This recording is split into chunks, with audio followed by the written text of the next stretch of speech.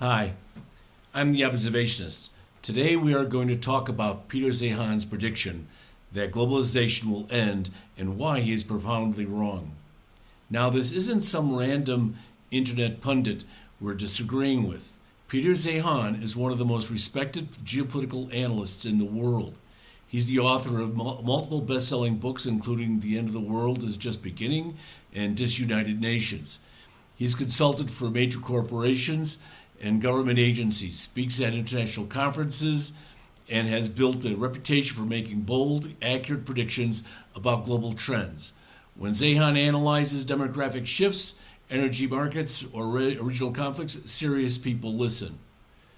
His work is meticulously researched, his arguments are logically structured, and he doesn't hide behind academic jargon or political correctness. When Zeihan makes a case, he lays out his evidence systematically and lets you judge for yourself. This intellectual honesty is rare and admirable. But his thinking on globalization is fundamentally flawed, and I'm going to show you why exactly that is the case. We're going to examine all the issues at a level where you'll be able to understand the facts and make up your own mind about what makes sense. If you find this analysis useful, please hit the like buttons and subscribe for more content that cuts through the noise and gets to the real facts. What is globalization? Well, first, let's be clear about what we're discussing. Globalization is the integration of world economies through trade, investment, and the flow of goods, services, capital, and information across borders. This isn't a recent phenomenon that started after World War II. Globalization began during the Age of Discovery in the 15th century, when maritime trade routes replaced the old overland Silk Road networks.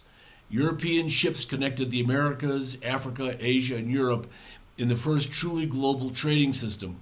What we call modern globalization is simply the latest evolution of a process that's been accelerating for over 500 years. Zeihan argues that globalization is ending because of two fundamental pillars are collapsing. First, America is withdrawing from its role as a global hegemon and will stop protecting international trade routes with its navy.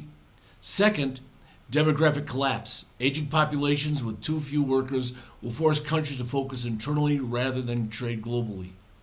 His conclusion: we're returning to a world of isolated regional economies where countries must produce their own goods, grow their own food, and fight their own battles. It's a compelling argument, but it's also completely wrong. Now, so why is Zeihan wrong?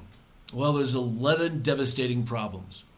First, corporate nationality is a meaningless fiction. Shell Oil recently moved its headquarters from the Netherlands to the UK. Did anyone even notice? Did anyone care? Stock prices barely moved. Shareholders yawned. BP bought Amoco, formerly Standard Oil of Indiana, for $48 billion, and American Oil is now owned by a British company. Again, nobody cared, because everyone understands that corporate nationality is just paperwork. The same management runs these companies, the same global shareholders own them, and the same gas comes out of the same pumps. Second, ownership is globally distributed.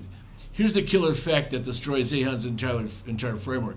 When you buy Toyota stock, or someone in Delhi is buying General Motors stock, someone in Singapore may be buying Shell, someone in Berlin buying Apple, every major corporation is owned by a random mix of individuals from every country around the world. There's no American companies or Japanese companies in the old sense. Just globally owned enterprises that happen to be headquartered somewhere. Third, economic nationalism has become self-defeating. If America attacks Toyota as a foreign company, it's attacking a company owned by millions of Americans through their 401k programs. CalPERS, the California Public Employees Retirement System, owns billions in foreign stocks. Teachers' retirement funds across America hold Toyota, Samsung, ASML stocks. Police pension funds in every major city own shares in foreign companies all over the world. If Japan retaliates against GM, it's hurting Japanese citizens who own GM stock in their own pension funds. This creates an impossible political situation. Economic nationalism requires governments to tell their own citizens, we're going to destroy the value of your retirement accounts to prove a political point. No democratic government can survive that conversation. When senators realize their constituents' 401ks hold billions in foreign stocks, suddenly those anti-globalization speeches become much harder to give. Fourth, foreign policy was never democratic.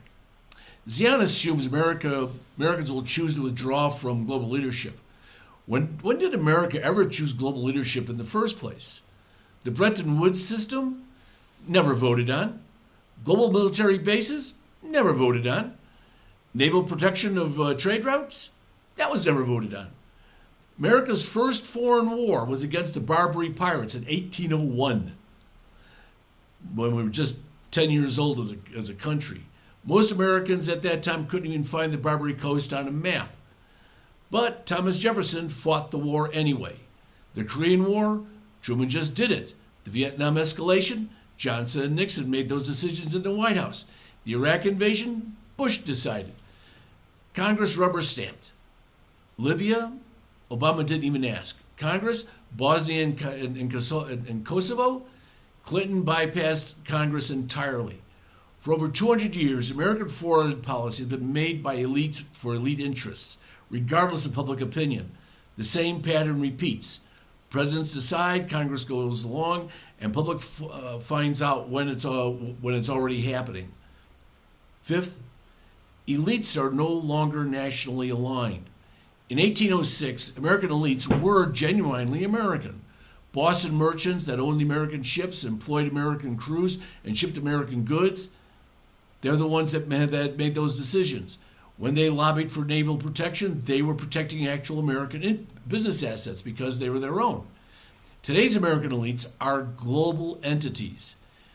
They're citizens with there's global citizens with American passports. BlackRock executives manage global portfolios for global clients. Apple executives profit from global supply chains. When these people make foreign policy recommendations, they're not thinking about America's interests. They're protecting their own global business interests, which may not be the same. Sixth, foreign policy is made by and for global elites. This is the devastating conclusion. The same people who created the global system still control American foreign policy. Look at who actually makes these decisions. Defense secretaries rotate between the Pentagon and arms manufacturers with global operations. James Mattis sat on the board of General Dynamics before becoming defense secretary. Treasury secretaries come from Goldman Sachs, who operates every major financial center worldwide. Trade representatives leave government to work for multinational law firms representing foreign corporations. Henry Kissinger spent decades on corporate boards spanning multiple countries while advising presidents. The Council on Foreign Relations is funded by multinational corporations. Think tanks writing foreign policy papers are sponsored by companies with global supply chains. When these people recommend protecting quote-unquote American interests, they're really protecting their own global interests. And again, they may not be the same. BlackRock manages $10 trillion in global assets. When their executives meet with Treasury officials, are they really thinking about the American worker or global portfolio, or their own global portfolio returns? When Apple executives advise on China policy, are they considering American manufacturing or protecting their own Chinese supply chain? The answer, I think, is quite obvious. The decision makers have no incentive to dismantle a system that makes them wealthy, regardless of what American voters think. And since foreign policy was never democratic anyway, public opinion, it really is fairly irrelevant. By the way, if you're enjoying my analysis, please hit those like and subscribe buttons. That will help get this in front of more people, to get them thinking about these kinds of issues. Thanks. Now for the seventh issue. Legal entanglement makes withdrawal impossible. The global economy is bound together by thousands of international agreements, trade deals, investment treaties, and legal contracts spanning decades. These aren't suggestions, they're binding legal obligations with massive penalty clauses. Countries just can't withdraw without facing, or their companies facing, crushing legal and financial consequences. 8. Global institutions are now permanent and self-sustaining. Zeihan assumes that if America withdraws from global leadership, the institutional framework of globalization will collapse. This is wrong. The United Nations, NATO, the World Bank, the International Monetary Fund, the G7, the World Trade Organizations, these institutions have evolved far beyond American control, even though America was the ones that created all of them. They now serve the interests of all their members, not just the United States. Even if America completely abandoned these organizations tomorrow, the other 190-some countries and others that are involved in them would keep them running because they solve real problems that every nation faces. Who really wants to return to a world with no international law, no coordinated defense arrangements, no global financial system, no trade dispute resolution? I don't think anybody wants that. These institutions have become global public goods that everyone depends upon. Europe would gladly run NATO without America. And actually, we're seeing that right now play out because of the Ukraine war and because of Trump's threatened abandonment of NATO. China and Europe would manage the World Bank and IMF if they had to. The UN would continue mediating conflicts because every country benefits from peaceful dispute resolution. Zeihan treats these as American institutions, but they're not anymore. They're global institutions. They happen to be influenced by America. Remove American influence and you get a different management, not institutional collapse. 9th. By the way, just one more point on that. If you look back, you look at what's going on now in the the Houthi situation along the Horn of between the Red Sea and the Indian Ocean. United States fleets are not the only ones patrolling that area.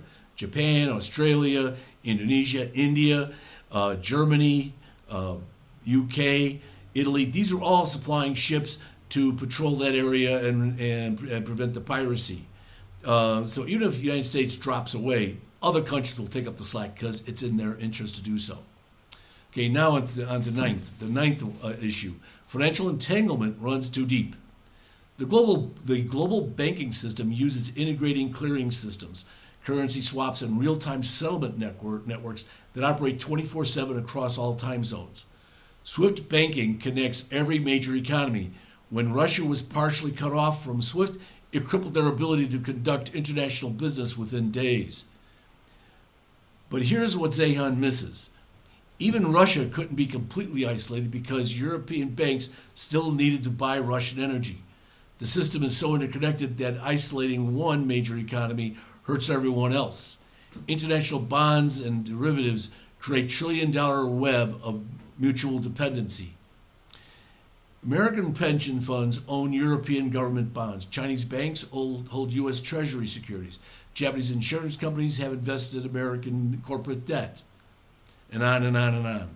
Trying to go national would mean trying to unwind these financial relationships, which would trigger a cascading crisis. When Lehman Brothers collapsed in 2008, it nearly brought down the entire global financial system because of those interconnections. Now imagine trying to deliberately sever a major economy from these networks. The cure would be worse than the disease that Zeihan warns about. 9th, digital integration makes isolation impossible. Internet commerce, cloud computing, global supply chain software, and real-time trading systems operate across borders 24/7. You cannot run a modern economy without these digital systems, and these systems are inherently global. The technological infrastructure of the modern world makes 1940-style isolation literally impossible. 10th, we already have empirical proof of this. Donald Trump tried exactly what Zeihan predicts. Tariffs to bring manufacturing home and reduce dependence on global trade. The result? American consumers are paying higher prices. Supply chains are rerouting their supply chains through other countries. American exporters are faced retaliation, and the trade deficit has grown. Trump's experiment proved that 1890 style trade policy doesn't work in the globally integrated economy. The inescapable conclusion. Peter Zeihan's deglobalization thesis fails at every level. Corporate nationality is a fiction. Ownership is global. Economic nationalism is self-defeating. Foreign policy isn't democratic. Elites are globally aligned. Global institutions are permanent and self-sustaining. Legal systems are integrated. Financial systems are interwoven. Digital systems span borders. And we have empirical proof that attempts to reverse globalization fail in practice while making everyone poorer. Zeihan is waiting for a democratic decision that will never happen, made by elites who benefit from the current system to dismantle structures that are legally, financially, technologically, and institutionally impossible to unravel. My final thought. Globalization has been accelerating for 500 years because it makes economic sense. It won't end because Peter Zeihan thinks it should, any more than the internet will disappear because some people prefer writing letters. Globalization is too embedded to unwind without unraveling the modern world.